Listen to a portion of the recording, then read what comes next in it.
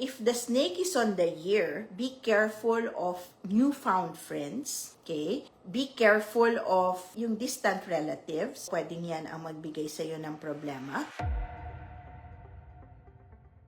Be careful kayo of any transactions na bago sa inyo. If the snake falls on the month, ingatan ninyo ang business nyo. Tandaan nyo there's a big opportunity na hindi maging very smooth, no? Pero, ang laki-laki na opportunity to make money. So, kailangan mahaba ang pasensya, galingan ng diskarte, no? You just have to be calculative of all of this. Yan. If on the day, ingat ka sa health, okay? If the snake falls on the day, ingat kayo sa health. Iwasan yung mga physical na mga activity. When you're traveling or when you're driving, yan, ingat ha. Health ninyo ang magiging problema if the snake actually is on the day.